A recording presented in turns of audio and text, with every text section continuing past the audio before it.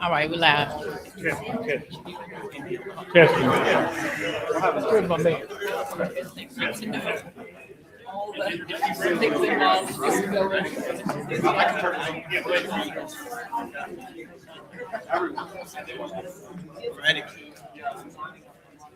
Mr. Napier. Yes. Oh, we're gonna start. Okay, yes, sir. So you got people online waiting. Okay, gotcha. I'm getting up.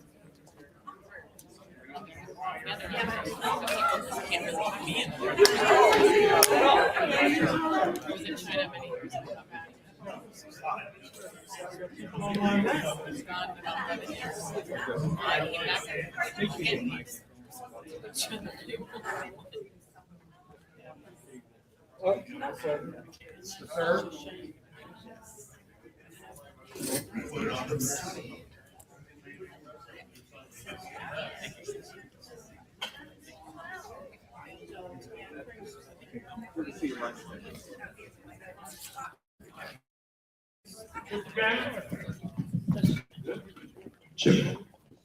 Testing one.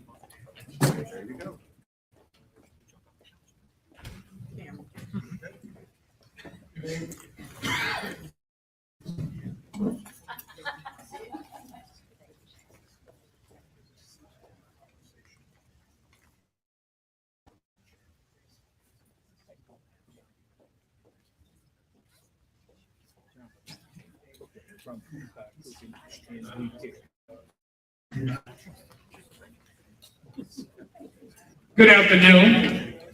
If everyone can take your seats and put your cell phones on vibrate. On behalf of the Hampton Roads Black Dreams Beyond, who is hosting this forum, it's a forum, and so we like to work here to engage with candidates. We are about in Hampton Roads. It's about giving voices to those that cannot speak for themselves, and giving the public the opportunity in District 1, Kempsville, to engage with the candidates before you go to the polls and make a selection. These candidates should be 3, but only 2 is here. And so we are giving you the opportunity to engage with them, and also giving you an opportunity because they're trying to be hired by you. And so District 1, this is your opportunity to engage with the candidate and listen to what they have to say. As you came in, you had index cards that you could write your questions for the candidate, and we would give them to the moderator. On behalf of the Hampton Roads Black Caucus and Dreams Beyond, we welcome you.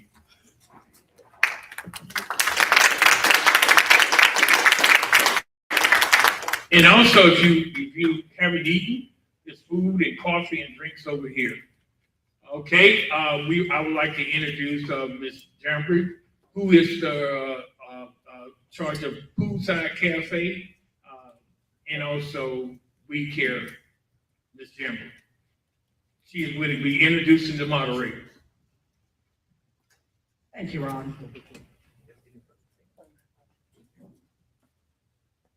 And I'm gonna just correct that. It was poolside cooking. Poolside cooking, thank you. All right. Okay, so moderators, when I call your name, if you could please stand up. Walter Camp. Walter is an attorney, mediator, and dedicated volunteer. He serves as the secretary of the Historic Kempsville CAC Committee. In 2022, he was honored by Governor Youngkin as Virginia's Adult Volunteer of the Year and as the region's top adult honoree by Volunteer Hampton Roads. He is appointed to the Virginia Supreme Court's Mediation Quality Panel, the city's Active Transportation Advisory Committee Chair, and the Mayor's Commission on Offshore Wind. Welcome, Mr. Camp. And he's District 1. Jennifer Franklin. District 1. Jennifer moved to Virginia Beach in 1989 while serving in the U.S. Navy. She loved it here and made it her home after spending 22 years of naval service here in the Hampton Roads area.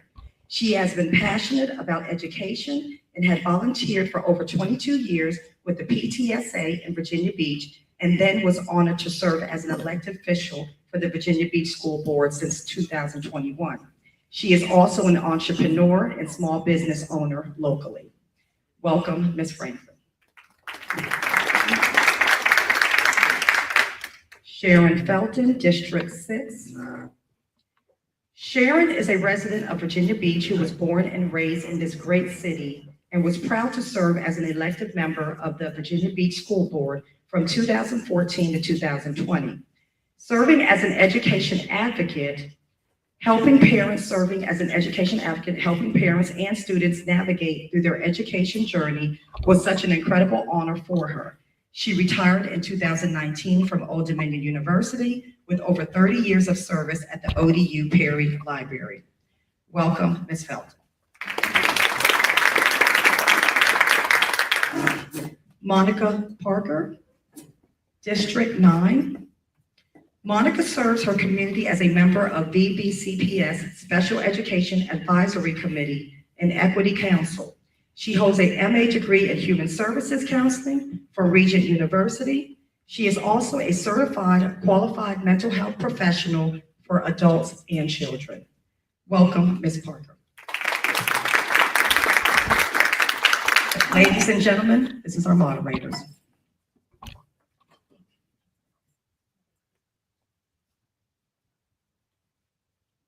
Thank you. Well, welcome, Mr. Napier and Ms. Gladney. We are excited to get to know you a little better, and we are excited to have you run as our next District 1 City Council person.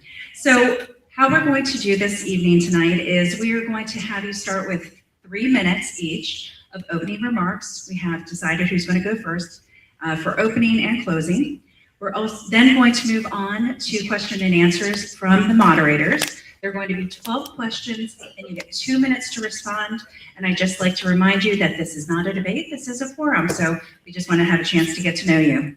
Then we're going to have some Q&A from the audience. They have been able to provide some questions already, so we're excited to hear what they have to say as well. Then we're going to have closing remarks, which are going to be about 6 minutes, 3 minutes each again, and then we're going to have our host close out for the evening. So do we have any questions about the format? All right, well, let's get started then. So Mr. Napier, you chose one to go first for the opening remarks. So we're going to have our clock person, our timekeeper, go ahead and put 3 minutes on the clock, please, and here we go. Well, thank you, Jennifer. Thank you, moderators, and thank you all for showing up on a rather chilly Thursday night to come out and partake. I'm immensely grateful that we get to have this kind of forum and that we get to be able to talk in this kind of discourse. My name is John Napier. I am running for Virginia Beach City Council District 1. My motivation to be here on the stage and to be in the race at all is I have been given a legacy of service. That legacy started with one of my grandfathers who was a World War II veteran, was passed down to my father, who was a naval fighter pilot, which brought us to this area. And my entire motivation for running for this seat is to be able to serve the citizens of Virginia Beach, and specifically the citizens of District 1, to be their voice and to be their advocate. Now, in terms of service, I obviously didn't end up in military service myself. That didn't end up in my path. But I did feel a call to public service, and I take that very seriously. I think we have a wonderful right and a responsibility as citizens in this country to be involved, to be engaged. So I thank you all again for being here, for being involved and engaged. There are many things that I would like to be able to do on City Council. My reason for running, my motivation is service. The role that I see playing on City Council is that of a bridge builder. I am an attorney and a mediator as well. And in that role, I'm constantly trying to find ways, both in a variety of circumstances, to bring people together, to find a resolution, to make things happen. That isn't going to be my focus when I'm on council. I want to see us come together and unify as a city council. I want to see us unify as a city, and I want to be able to build bridges in the region as well, broadly. And we'll get into some specifics about that. But inside of that, I believe that we have an opportunity in this time, this place, to make sure that District 1 has a strong voice, has an experienced voice, and someone that knows how to make things happen and to bring people together and build bridges and get things done. So I'm excited to talk about more of the specifics of my platform. I know we'll have several questions, but with that, I will yield the rest of my time. All right. Thank you, Mr. Napier. Ms. Gladney?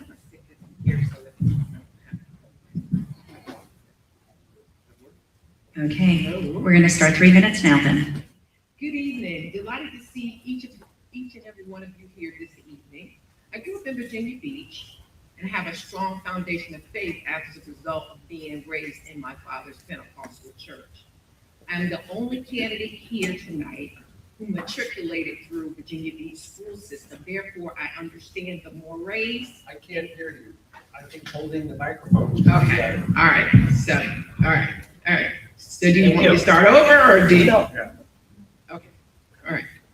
Good evening. Delighted to see each and every last one of you here this evening. Thank you very kindly, Hampton Roads Black Caucus, for hosting this event. I grew up in Virginia Beach and I have a strong foundation of faith as a result of being raised in my father's Pentecostal church. I am the only candidate here who matriculated through Virginia Beach public school system and have a thorough understanding of the mores and the customary cultures of Virginia Beach. I earned a master's degree in government from Regent University with certification in law and public policy. I earned a political science degree from Norfolk State University. This provides the perfect opportunity to send a clear message to every young girl who has political aspirations. Do not allow bullying, disrespect, divisive tactics to stop you from running for public office. The developers has not funded my campaign. I'm not going to brag about endorsement because District 1 citizens are highly intelligent and they don't need anyone, any politician or special interest group to tell them how to vote. My reputation as a dedicated public servant for the Hampton Roads area stands on its own merit. Nevertheless, I've lived in Whitehurst Grove community for the past 31 years. Since then, I have continued resolving the most pressing problems in our community. No other candidate in this race has done more to serve the entire Hampton Roads community than myself. I volunteered at Virginia Beach Probation and Parole Office. I owned and operated a nonprofit 501c3 that provided hard-to-find resources to disabled individuals, including disabled veterans. Thank you for your service if you're here. I volunteered at Kinsville Middle School, Kinsville High School. The reason why I'm running is because this is about we the people. We need to put more power in the hands of the people. District 1 should reflect the will of the people. District 1 voters are educated and well-informed, and the forgotten citizens of District 1 should be the visionaries and not government. In fact, community engagement is a critical aspect of District 1. Okay, thank you. Thank you, Ms. Gladney. We appreciate all those great opening remarks. Thank you. All right, so I'm going to begin with the questions. So each one of you are going to get the same question to answer, all right? So, as you know, I sit on the school board, and so school funding is very important to me. As you may know, the current revenue sharing formula between the City Council and the BBCPS is that the school division will get 46.75 of the revenue from 13 different revenue sources. That will be up for review June of 2025. Do you feel like this allocation should be retained, or would you change that? 2 minutes each, please. Timekeeper.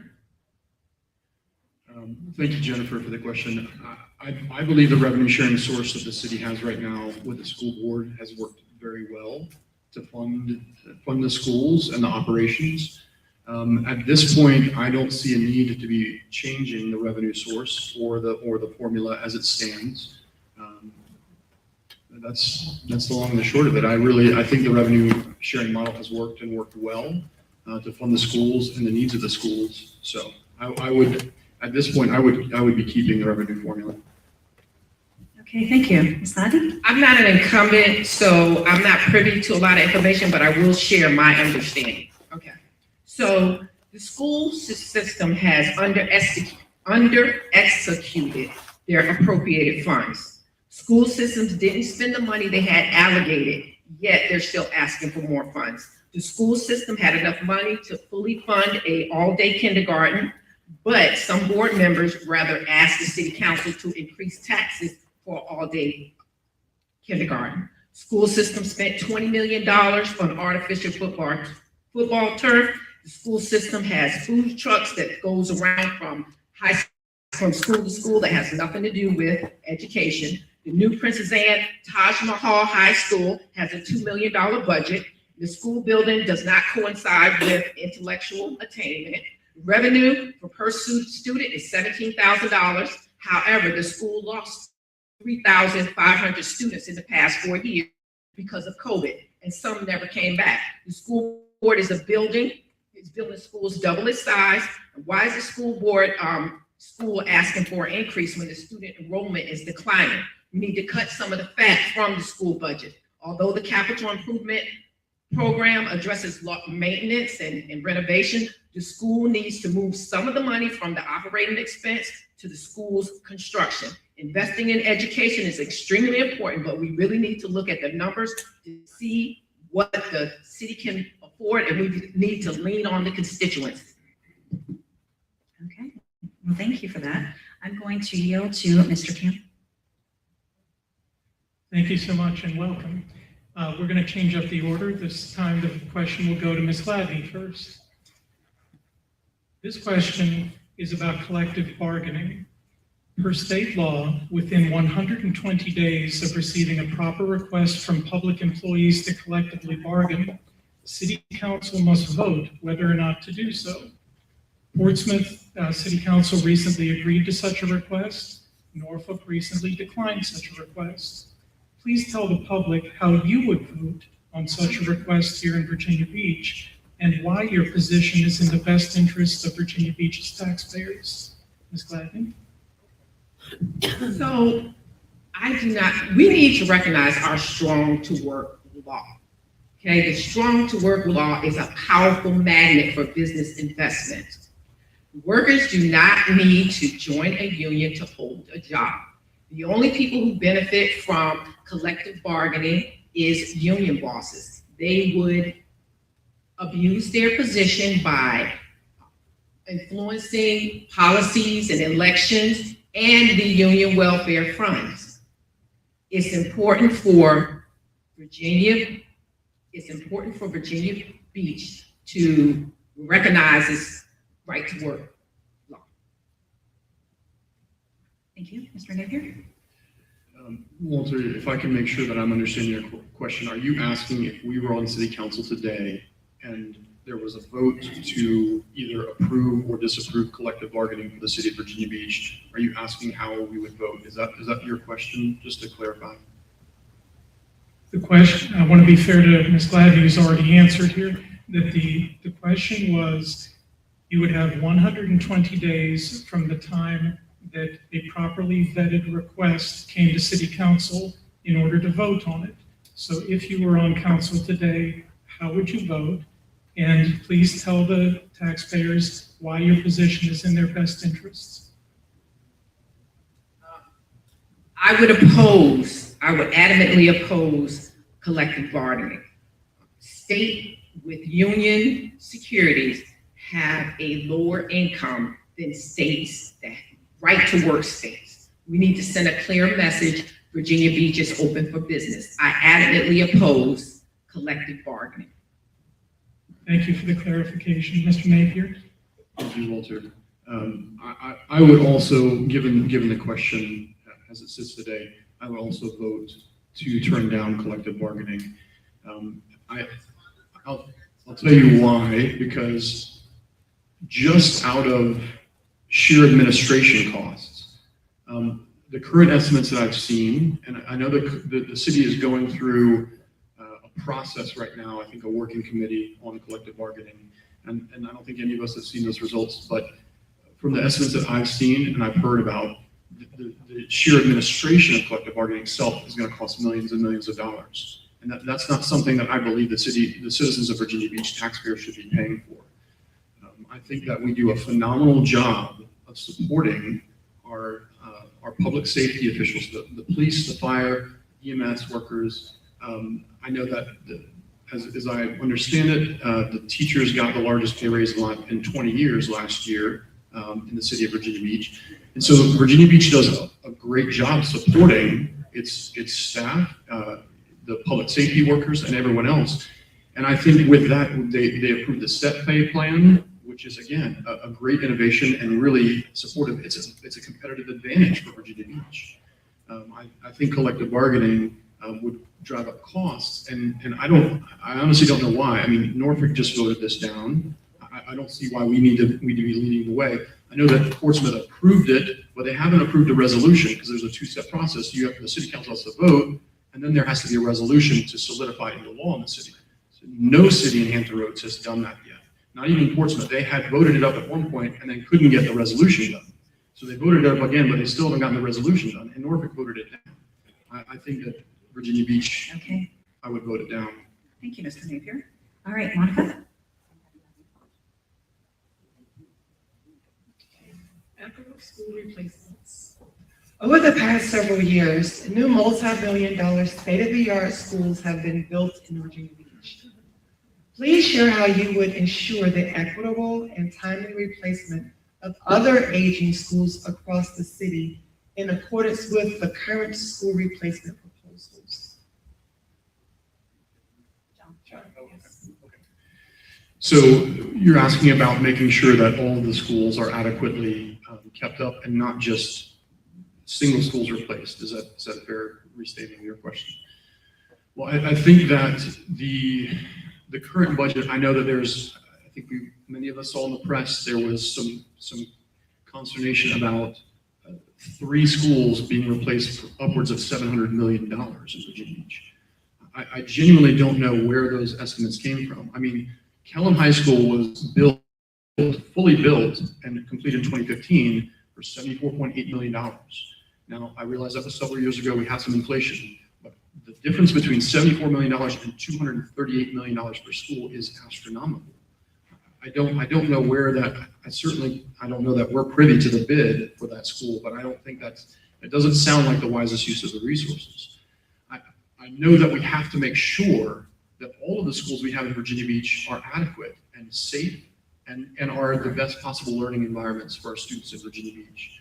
So I would want to look at, especially on the new construction side, if there's some proposal to allocate such a large amount of money to 3 schools, are there ways to either stagger that construction and then reallocate some of those funds to make sure we continue to maintain and upgrade the existing schools that we have? Again, let me reiterate. Some of the funding should come from the capital improvement program. However, the school needs to move some of the money from their operating expense to school construction. Princess Anne High School has a $2 million budget proposal. That's a bit much. The school buildings does not coincide with intellectual or educational attainment. So we need to look at the numbers and figure it out. Okay, thank you, candidates. And then we are going to have Ms. Felton ask her question. Housing and the cause of homelessness has become a hot topic and concern for the city of Virginia Beach. Could you give us your perspective or your definition of the following, and how would you implement these resources in the city of Virginia Beach? Attainable housing, workforce housing, and affordable housing. Ms. Let me first say, the citizens are livid about the city's choice of overdevelopment. the burden of congestion and the lack of consideration when the city decided to build homes over there in Kent River and over in Fairford Shopping Center, negatively impacted their community relationships. On the other side, homelessness affects businesses because businesses can't hire people because people don't have nowhere to live. A lack of affordable housing puts a financial burden on military families. We need to implement a long-term comprehensive plan to reduce the shortage.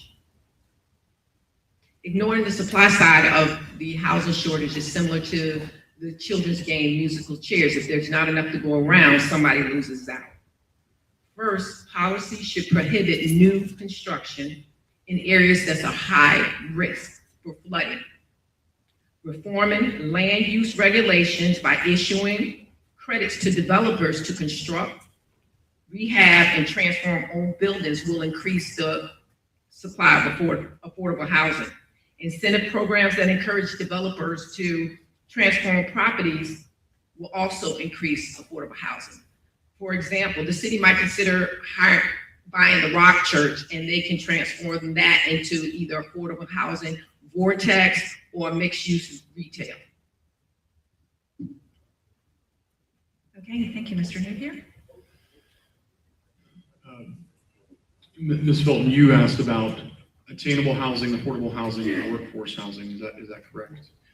I can say, as far as I understand those definitions, affordable housing is a bit of an umbrella that can talk government subsidized housing and kind of also talk and really subsumes the other two as well. Attainable housing, as I understand, is affordable housing that does not have the government subsidized element to it. And then workforce housing, as I understand the definition, typically means that housing for people that make between 60% and 120% of median income. So in that regard, I believe that there are reforms that we need to make inside of the zoning code of Virginia Beach that can incentivize and that can help make sure that there are opportunities for people to add to the housing stock in quality, affordable housing. And my focus tends to be predominantly on the home ownership side of affordable housing, not exclusively, but I want to see affordable housing in home ownership, right? And to have the opportunity for people to afford to be able to own their own home in Virginia Beach. We are obviously as a transient community with the military, there are a fair amount of rental housing about here, and that's the nature of our area. But I want to be able to see the military families. I want to see the upwardly mobile families, and I want to see the families who just need to get into housing be able to have that step ladder. And if you go from just having an affordable apartment to then having an incredibly expensive home, there needs to be some gaps filled there. I think that can be done partially through reforming the zoning code. I actually agree with Ms. Gladney in some ways. I think there are some incentives that we can give, and I don't think that we need to be finding affordable housing on the backs of the taxpayers and increasing the cost of the taxes. But I think there's some really creative outside the box solutions that we can come up with. All right, thank you very much. Mr. Napier, we're going to start with you again.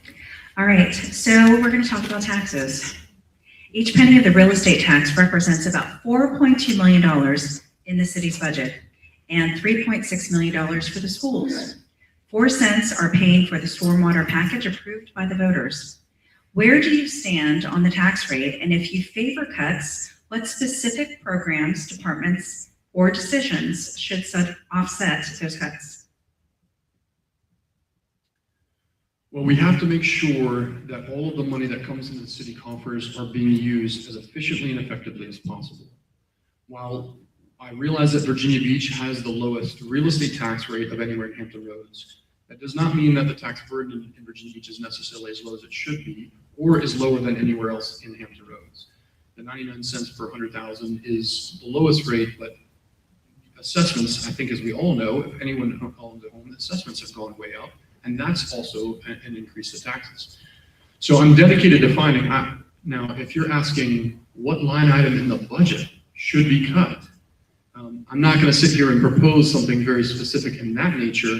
I do know with a nearly $2.5 billion budget in the city of Virginia Beach, I'm confident in even a cursory review of the budget that there are multiple areas in which we can cut the taxes in Virginia Beach. Particularly, I think we need to look at the personal property taxes coming down, the B-fold tax either coming down or being eliminated potentially.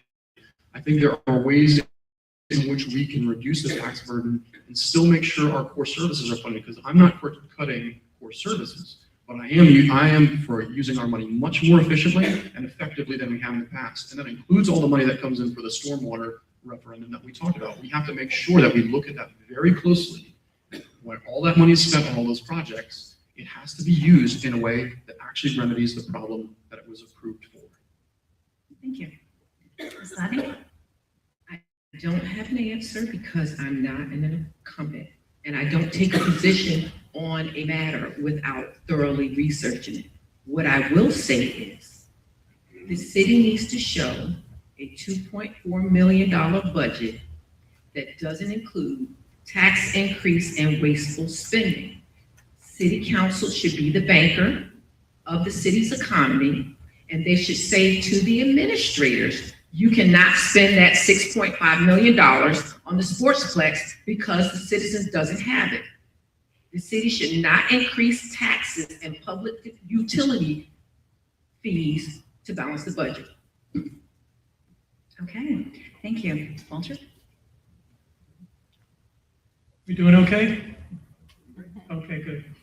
Have to take a breath here. Our next question, we'll start with you, Ms. Gladney. All right. This is a question about our city's comprehensive plan and the Green Line.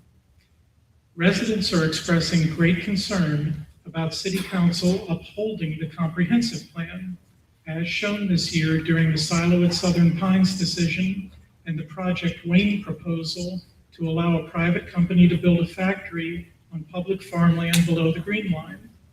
Please tell the public how you would have voted on those two prominent matters had you been on council. In looking forward, how you will apply the comp plan and Green Line if you are elected. Ms. Gladney? I would have opposed the solo project because it had too many exceptions of the law, the city ordinance, and codes. It's in the jet plane flight path at Fincher's Field.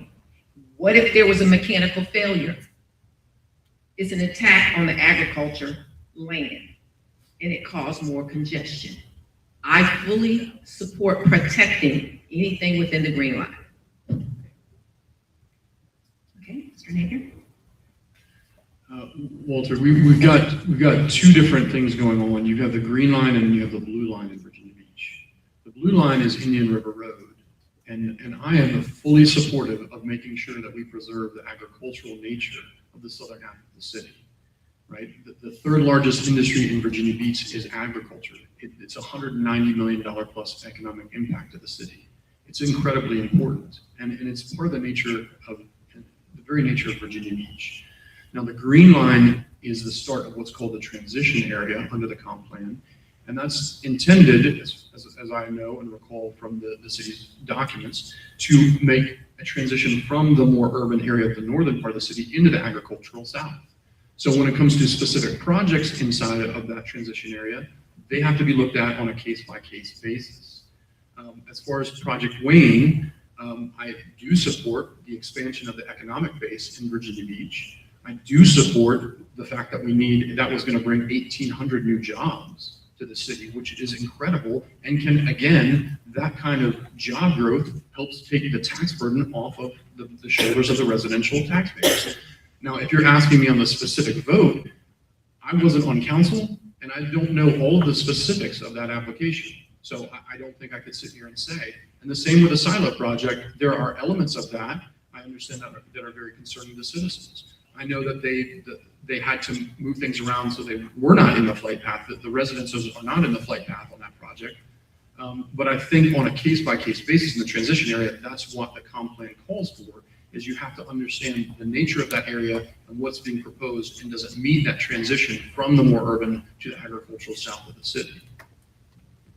Thank you, Mr. Napier. You're going to start with the next question from Monica.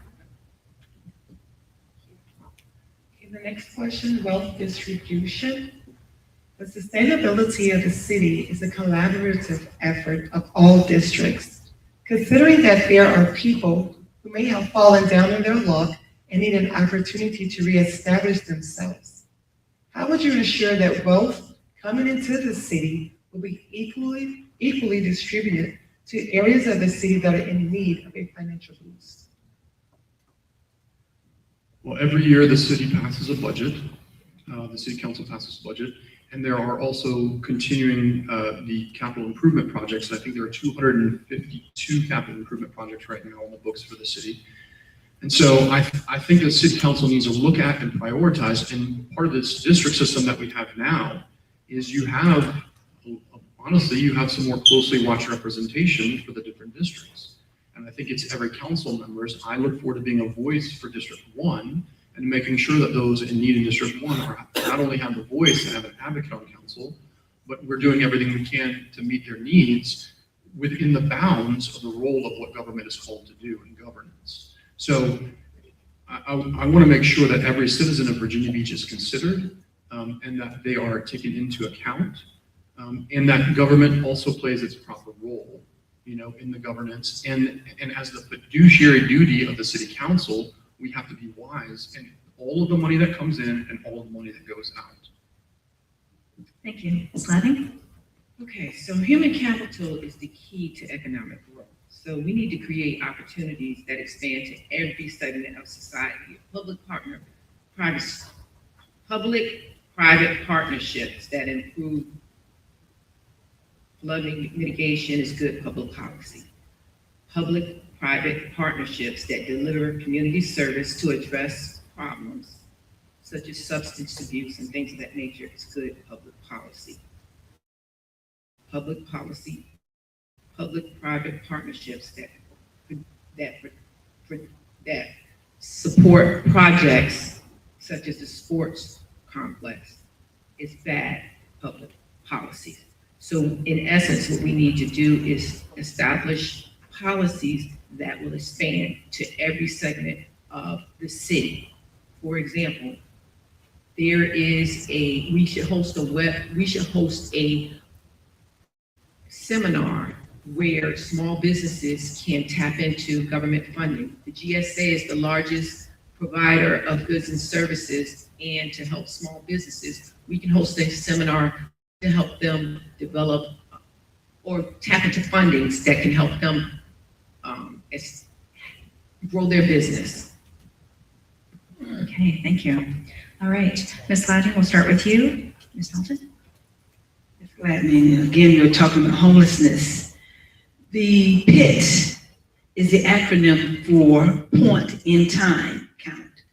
Was established by the United States Department of Housing and Urban Development to monitor contributing factors or causes of homelessness in our cities. PIT found that the lack of affordable housing, mental health, drug addiction, and youth 5 years to school age years are all part of the homelessness crisis. In your capacity as a Virginia Beach City Council member, how would you address these concerns? I'm going to reiterate, when someone becomes a public official and they're initially elected, there's a learning curve, okay? So I will say again, I don't have all the answers, but I am ready to answer the call of duty. And I will not take a position on any particular matter until it is thoroughly researched. I don't have a position without researching the matter and also including all stakeholders. And again, as a newly elected official, there's always going to be learning curves and opportunity. Okay, Mr. Napier? Well, Ms. Fulton, I was having a conversation this morning with a private citizen here in Virginia Beach about how some creative ways that we can come up to create communities and particularly housing for either at-risk veterans or homeless veterans. And I believe that there are really wonderful people in our community that want to support those that are veterans and want to see them in stable jobs and healthy on a mental level. I mean, the last statistics I heard, there's 21,000, there are 21 suicides of veterans every single day in the United States. And I know your question was broader about homelessness, but I'm focusing on the veterans. I think there are some really phenomenal, even private sector solutions and people and nonprofit solutions that we can come to the table with that can help address those very issues. I do want to see, and again, I'm along with Ms. Gladney, I'm certainly not going to sit here and say I have my arms completely wrapped around what the city is doing on the mental health crisis that we have in the United States. But I will say that I'm committed to finding solutions that we can implement in our existing programs to continue to help the unhoused population, to find stability, to find safety, and to find health. And I think those are important things because how we treat the least of these is indicative of how we treat everybody. Thank you, Mr. Napier. You're going to start with the next question as well. All right, the Law Enforcement Academy. Lita, our city's Law Enforcement Training Academy is located in a former school built in 1952. And since the closure of our target range, we are paying our officers and deputies to drive to North Carolina to requalify on their firearms. What priority should be given to a new law enforcement academy facility and range in Virginia Beach for our police and sheriff's deputies? Well, I mentioned earlier that I want to make sure that we are being fully supportive through funding, through pay, through equipment for our law enforcement, for our fire, for our EMS, all of our public safety officials. As far as that specific issue, I believe that there could be, and again, I can't commit to something I don't know right off the top of my head, but I believe that there can be some private sector solutions that are at least a stopgap. If you're asking about whether I would support the funding of a completion of a brand new training facility for the police, I would have to look at that specific proposal to be able to give you an answer on that. But generally, I'm very supportive of our law enforcement, and I want to make sure that they get the proper training, that they have the proper resources and tools that they need to do the job to continue to keep Virginia Beach safe. Thank you. Ms. Ladney? No city can expand without supporting public safety. Virginia Beach is unique because of its geography. So we need to support our public safety. Whatever resources they need to keep us safe, that's essential. We need to do what we need to do with the budget, look at the numbers, and make it happen. Okay, thank you. Okay, great. This is a question about our vacancies on city council and a little bit about democracy. By the time the winner of this election is sworn into office, the 46,000 residents of District 1 will have gone unrepresented for 3.5 months. The district had no voice in city council votes, and unlike the rest of the city, no town halls were held here to inform residents about major city issues or even about the process for replacing our council member. There were no temporary points of contact established for constituent concerns to be directed. In the future, what do you think the city should do for residents during the gap months until a new city council member takes office after a vacancy? Ms. Ladney? My campaign is about we the people. We the people, for the people, by the people. This campaign is about putting more power in the hands of the people. This campaign is about giving voice to District 1 citizens. We need to have individual in each part of District 1 that has a direct connection with someone on city council. For example, when I have an issue, I might call a particular department and get it resolved. So we need a point person. We need to have a point person. And we need to have Facebook Live and to address certain issues. If I'm elected, before I make any decision I would have a town hall meeting on Facebook Live, and I would collectively ask the citizens of District 1 what their position is on a particular issue, and I would bring it to the table. I wouldn't make any promises, but it's very important. District 1 should represent the people in District 1. Thank you. Mr. Napier? Thank you, Walter, for the question. I do believe it would be important for each district to have a liaison, especially in that gap time when there is a vacancy. As you're 100% correct. That's why this special election is so important for the people of District 1. District 1 has no representative right now. They have no voice on council. And so that's why this is such an essential election, and why obviously the date is set and early voting has started. But in that gap time period, I see it as a very prudent idea to look at how we can get essentially legislative liaisons, if you will, for each district, so that there is at least some connection point in between the citizens and the city council, especially when there is that gap and that vacancy. Okay, thank you. Mr. Napier, you're going to start with the next question. This next question is about small businesses, and I know Ms. Gladden, you've spoken that just a little. Amazon is huge and it's taken on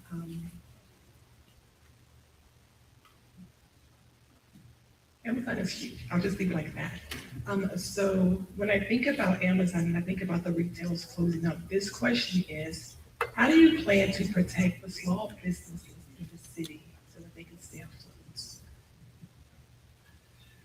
Thank you, Monica, for the question. We have to be supporting our existing businesses. I am for growing the economic base, but I'm not for cannibalizing the existing Virginia Beach businesses either. I don't think that's a good idea.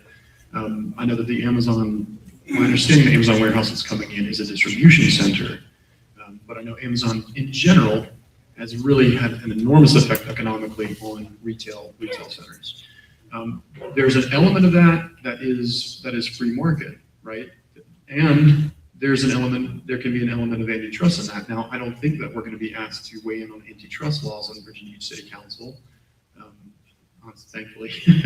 But when it comes to supporting the small businesses, that's also to go back to what I was talking about earlier too, is reducing or potentially eliminating that B-poll tax, figuring out the ways in which the businesses are getting squeezed, especially on a regulatory level and on a taxing level, and being able to make sure that they have every opportunity to thrive.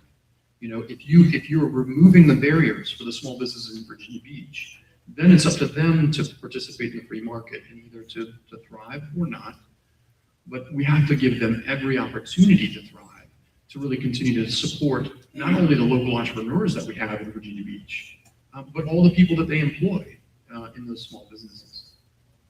Okay, Ms. Gladden, before you answer the question, I would like to remind the audience that you do have the opportunity to fill out an index card and ask a question. Right now, we only have 2 questions from the audience, so I'm going to give you an opportunity, if you're interested, to go ahead and fill that out now and pass it up.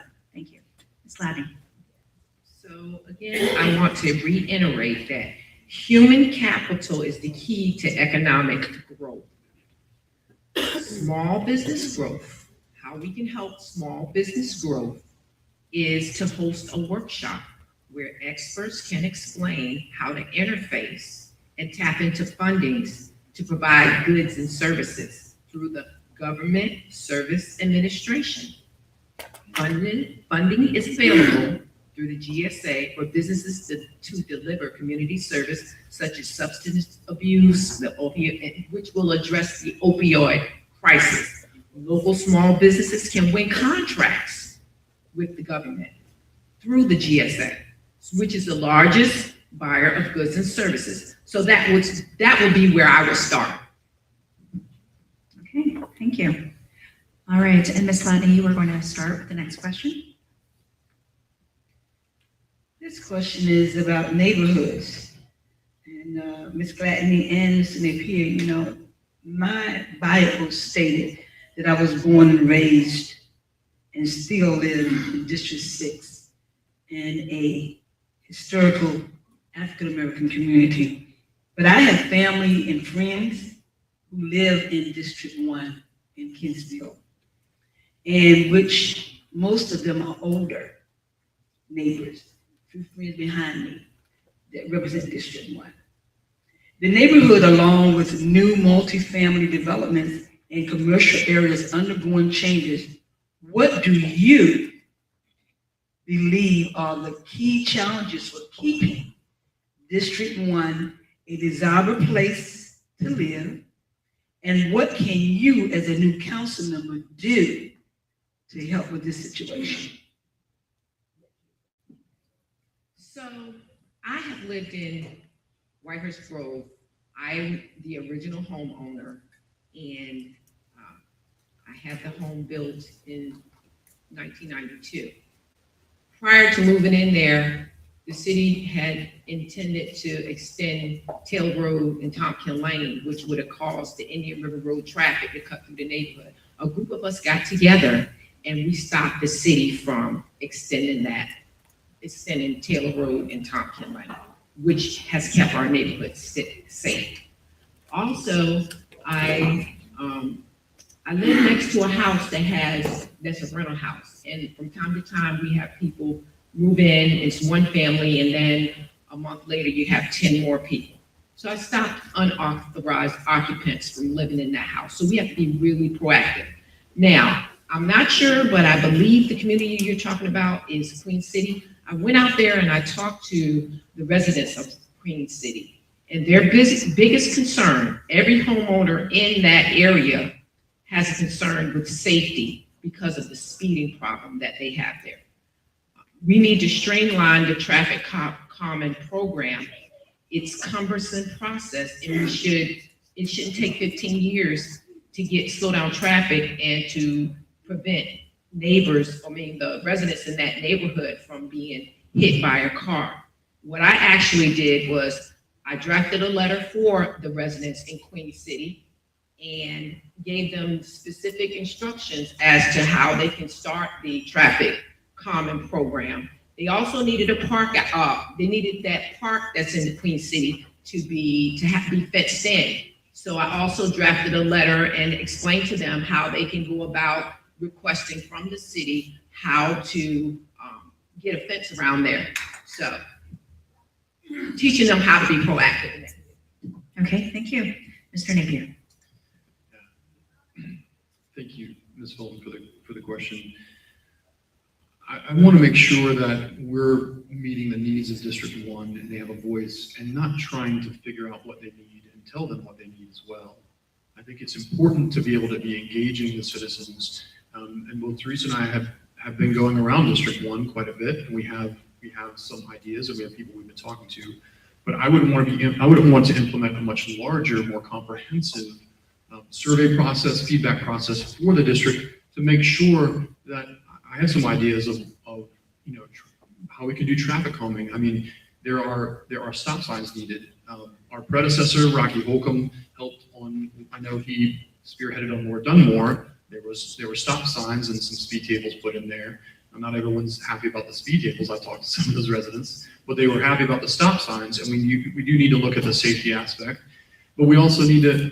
I want to be able to hear from the citizens of District 1 to see what their priority is, and all of those existing parks, all of those existing green spaces that we have in District 1, I want to make sure that we're utilizing those and that people continue to know. I mean, I grew up, my family moved into Kempsville in 1982. And even today, there are times when I come across something in the city of Virginia Beach and I say, oh, after the last 40 plus years, there's something new that it's either been built or developed, or it was a hidden gem. I want to make sure that the residents have a clear picture of what is already there and the existing elements that they can utilize and for their quality of life. So I hope that answers your question, at least to the best of my ability. But I want to make sure that the citizens have a voice and that we have a comprehensive view from the citizens themselves in District 1 to have that voice that they can speak through me on City Council. Thank you, Mr. Napier. Well, that concludes the questions from the moderator. Now we're going to start the questions from the audience. And, okay, thank you.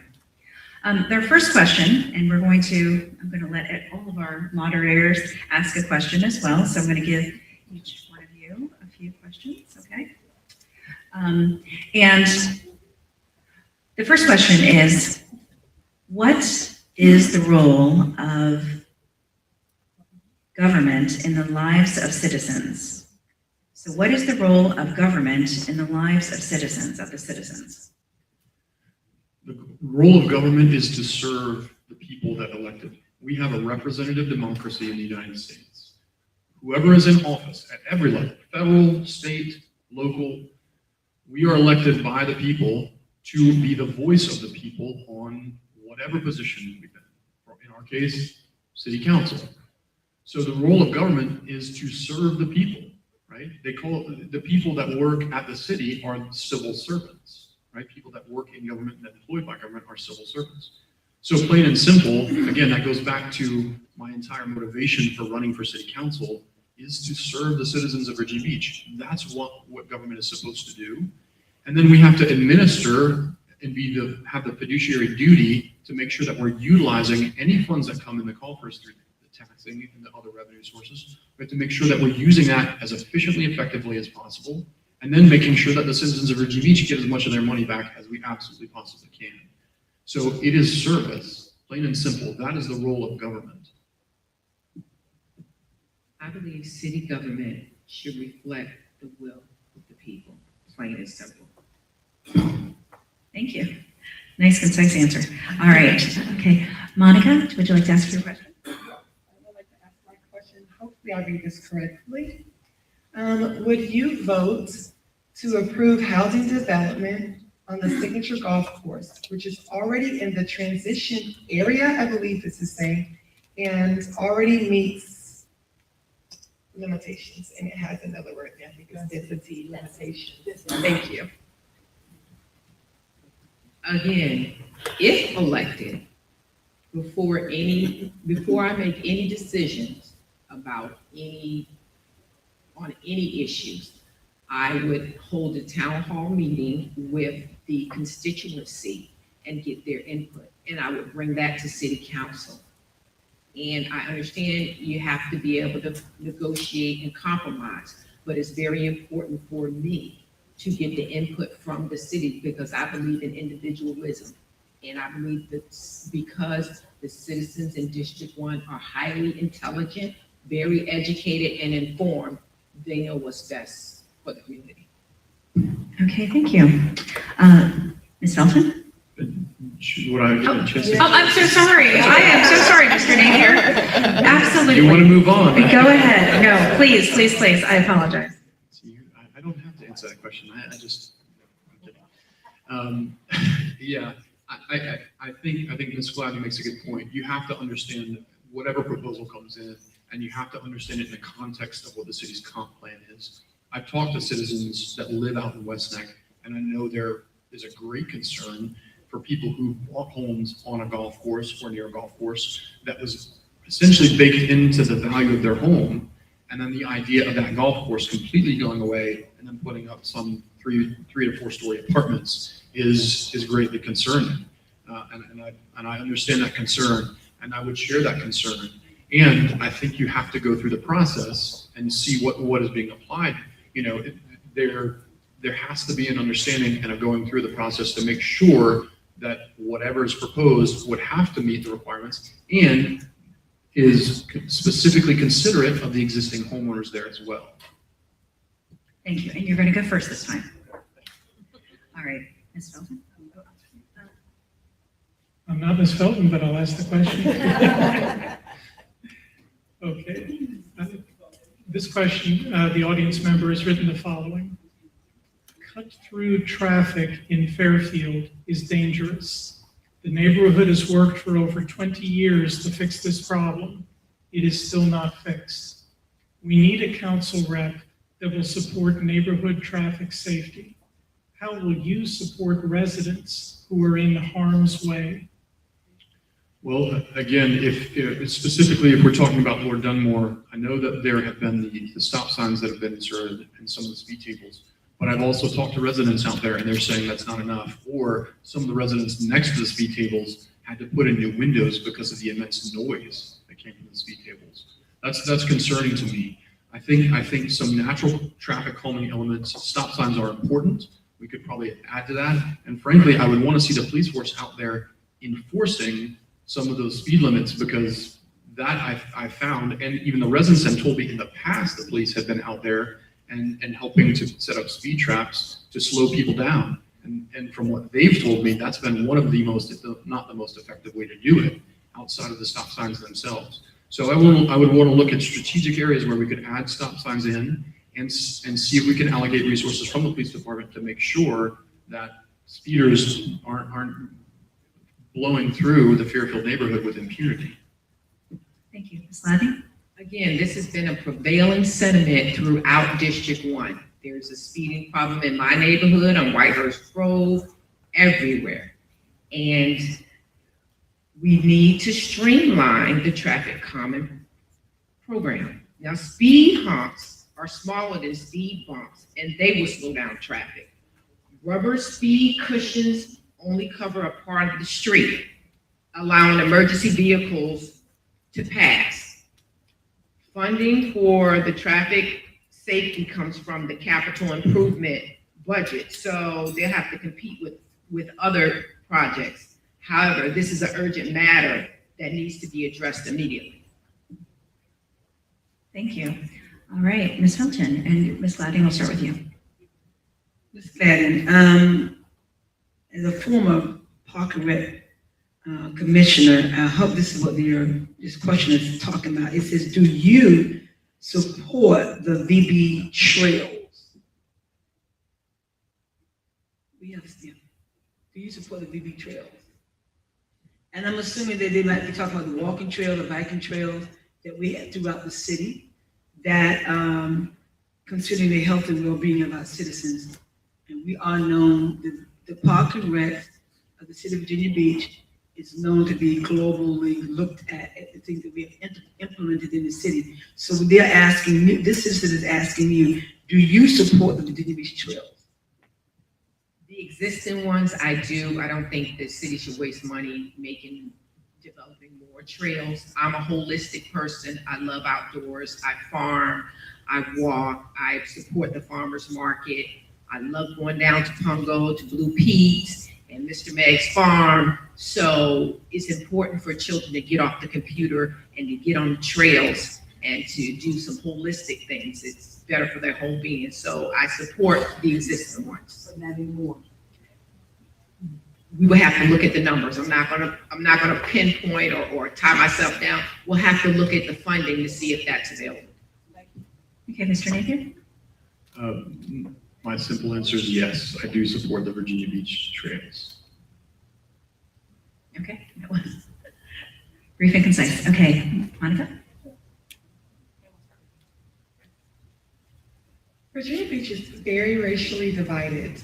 If elected to office, what would be your plan to bridge the racial gap and make everyone feel included and represented? Thank you for relaying that question, Mark. One of the biggest elements of being able to bring us together as a city, again, I continue to go back, my tagline for my entire campaign is bringing us together. And that's on every level. It's in a government side, on a citizen side, on a social side, economic side. I want to see us come together as a city of Virginia Beach. I want to make sure that every voice has a seat at the table. Everybody needs to be able to speak, and all elements and all communities in Virginia Beach need to be able to come in and have a voice.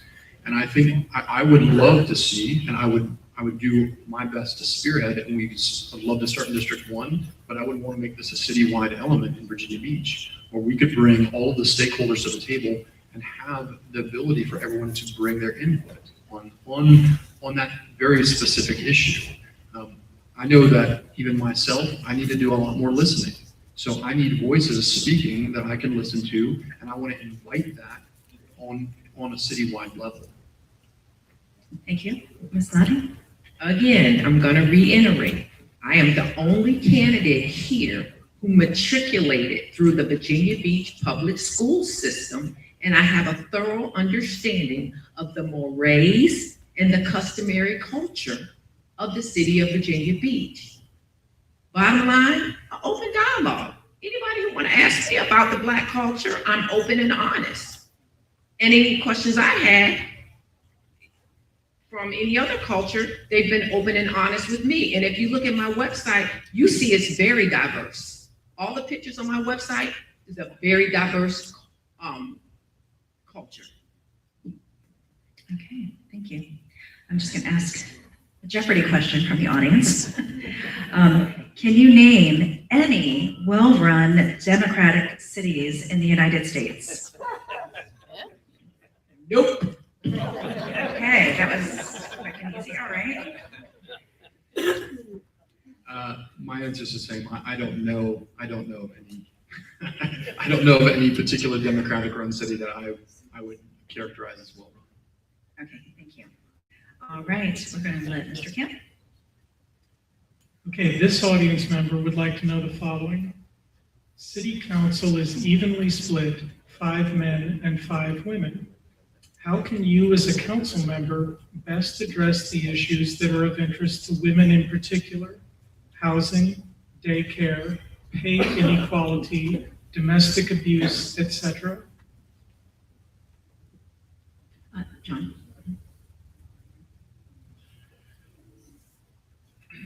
Excuse me. I think it goes back a little bit to my answer for the last question. Not being a woman, I need to be able to hear from women. I need to be able to understand where they're coming from, what their concerns are. And I want to make sure that all of those voices have a seat at the table and they all have input on it. I certainly don't think that council or any element of the city needs to be particularly male dominated. It shouldn't be dominated by anybody. It needs to be represented by all parties and all demographics and gender. That includes gender as well. So I think I would want and invite more dialogue and the opportunity to listen and to have the input weighed in so that every single voice again is heard and is able to speak to every one of those issues. Thank you, Ms. Lanning. Again, an open dialogue. We can host a Facebook forum where we can get people's input. I want to hear what everyone else is saying. My opinion doesn't matter. What matters is what the citizens of District 1 and the city of Virginia Beach has to say, and their best to decide what's in the best interest of the community. Okay, thank you. Ms. Felton, you have a question? Yes. This question is from the audience, and in fairness to them, I hope that I'm reading it well. No more land to build, yet higher taxes are going to cause severe limitations on housing. The citizens of limited abilities, foreclosures are mounting, and interest rates are not going to help them. What is your answer to the 780 plus current to be foreclosure? How can we curb the future movement to help them? And the them are, I believe they're talking about the limitations to those citizens and those having to go through foreclosure procedures. How can we help the future of them? Ms. Lanning? Okay. Again, I'm going to be totally transparent with you all. I don't have the answers, and I can't take a position on that right now because I haven't done the research. If elected, I will research the matter and speak with the constituents and see how we can best address that. But I know one way we can help future foreclosures from happening is to lower the taxes. Okay, thank you, Mr. Napier. Yeah, I mean, foreclosure law is federally regulated, and the interest rates obviously are not set in any way, shape, or form by us locally. But we feel the local impact of it. And so in regards to that, I honestly, I'll have to agree that we need to find all of those ways that we can reduce the cost of living for the citizens of Virginia Beach. So while I don't know that the city has any particular way, and I say that without knowing for sure, but I don't know that the city has any particular way to stem the tide of foreclosures, since that's federally regulated.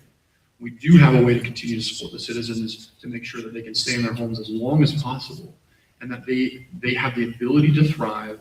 They're giving the opportunity to continue to be part of this great city, and the citizens of District 1 continue to have that voice to say, this is a need, we need this addressed. And for the city council member, if I'm elected city council, to be able to bring every opportunity and option to the table to help address that, which does include finding ways to lower taxes, finding ways for the citizens to keep as much of their money as they possibly can, and finding ways that we can continue to support those that do end up getting caught up in a foreclosure situation.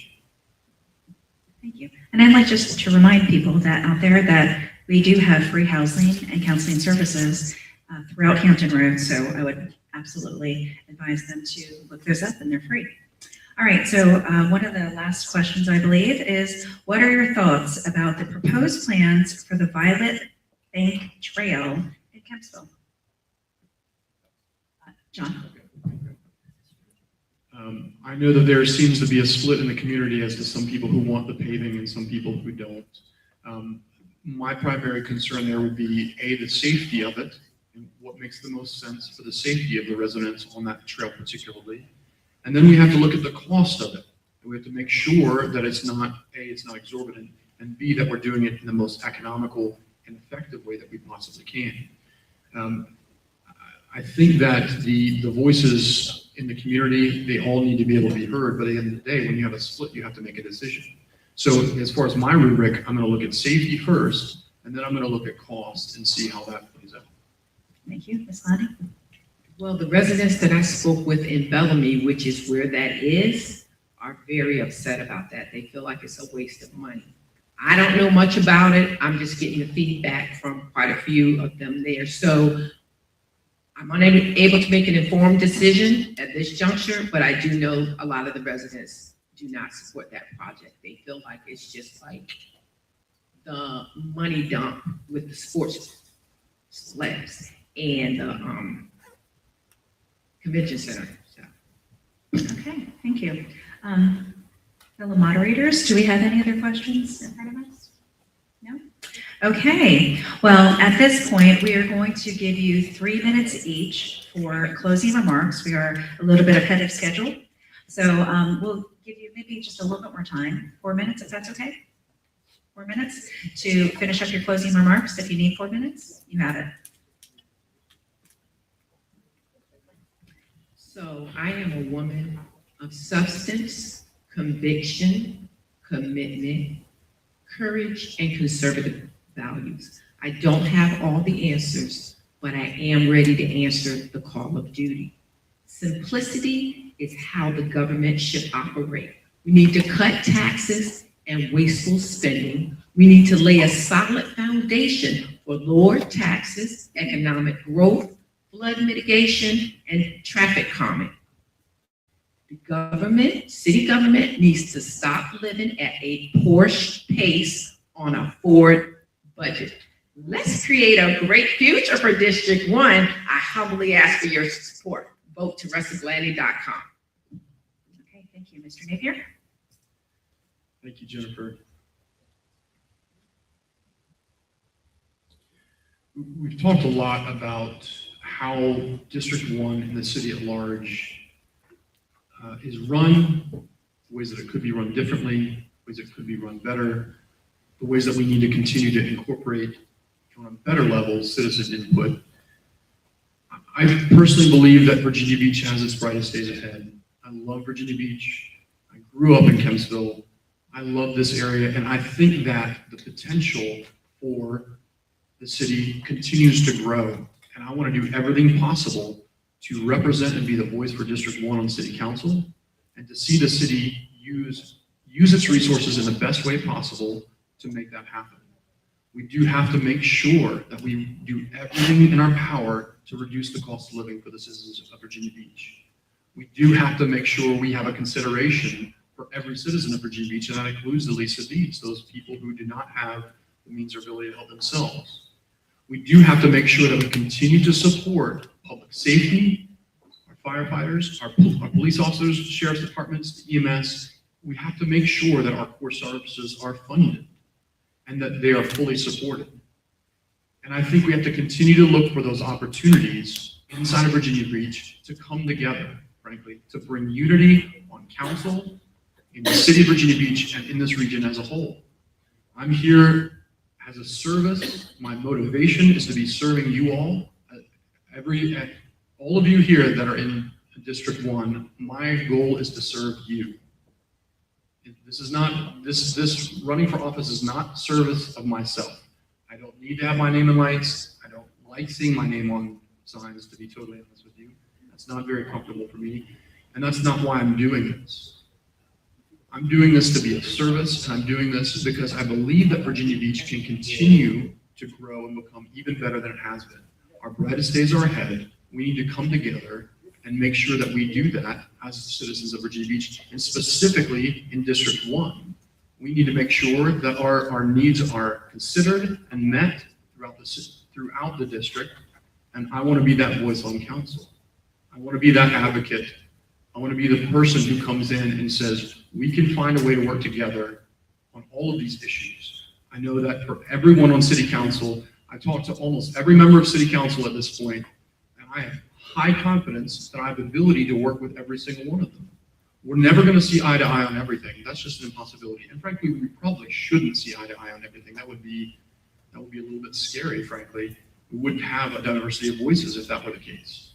But I can confidently look every single city council member in the eye and say, I can work with you. We can find a way to make this happen. And while we may end up on opposite sides of this vote, we have 4 or 5 votes coming right behind it that we can find a way to move forward. We have to come together. We have to lead the city of Virginia Beach, and we have to lead this region. So I humbly ask for your support, everyone here that's in District 1, and even if you're not in District 1, I'll take your support as well. So thank you all so much. Again, I want to commend every single person in this room. You are involving yourself in the political process on the local level, on the most local level, the level that affects you more than any other, in my opinion. So thank you all so much for coming out. Thank you to the moderators. I really appreciate it. Thank you to Mr. Taylor and all the members of the Hampton Roads Black Caucus who put this on. Let's hear it for them. Thank you. And thank you for the opportunity to allow us to speak to you directly.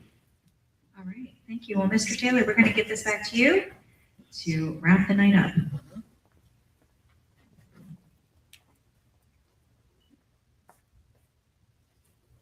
Good evening once again. We'd like to thank the candidates for being here. I think I had let's give the candidates a round of applause for coming out and engaging with me tonight.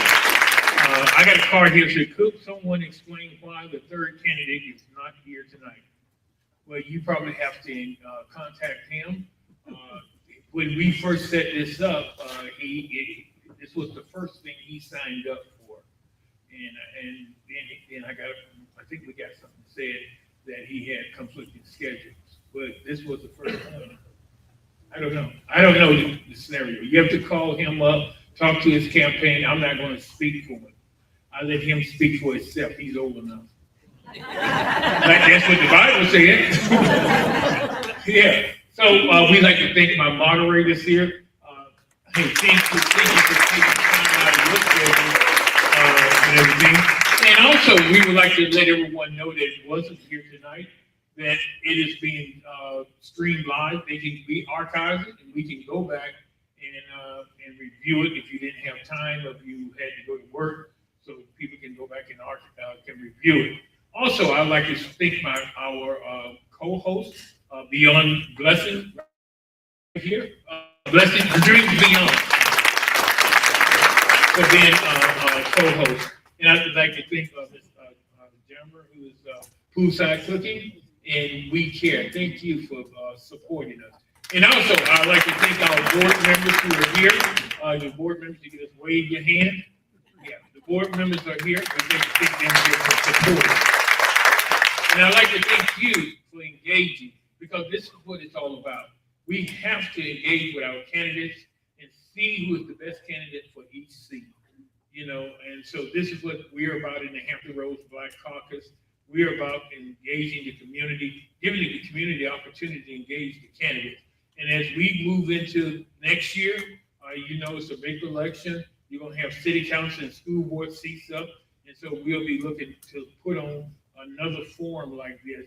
And this is a good forum. Nobody was throwing food at each other and all that. Everyone was acting civilized. We gave you opportunity to give input and for everything. We had moderators that maintained. Hey, y'all need to be on CBS or CNN somewhere moderating. We thank you. And I thank you for taking the time out tonight in doing this. And I'd like to thank those who are members of the Hampton Roads Black Caucus. Like back in the back, we thank you back there, Ms. Latoya. And all those who are here that are part of the caucus, I thank you for your support and continue to support. And those that are not a member of the caucus, you're welcome to join. And on tonight, it's half price. And it's plenty of food, leftover coffee, drinks, and stuff. You're welcome to eat before you leave, but you ain't got to go home, but you got to leave here. But I thank God for you, and I thank God for the candidate, and I pray God's speed over both of you. And it's the citizens who has to hire you. I don't have no skin in the fight because I'm not in just one. Yeah, and also one of the things I would like to thank the Filipino Cultural Center for hosting. Give them a thank you. May God bless you and heaven continue to smile upon you. Drive safe. So nice to meet you.